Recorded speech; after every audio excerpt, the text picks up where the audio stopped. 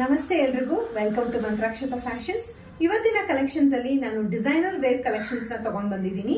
ಈಗ ನಾನು ವೇರ್ ಮಾಡಿರುವಂತ ಸ್ಯಾರಿ ಬಂದು ಕ್ರೀಮ್ ಕಲರ್ ಆಗಿರುತ್ತೆ.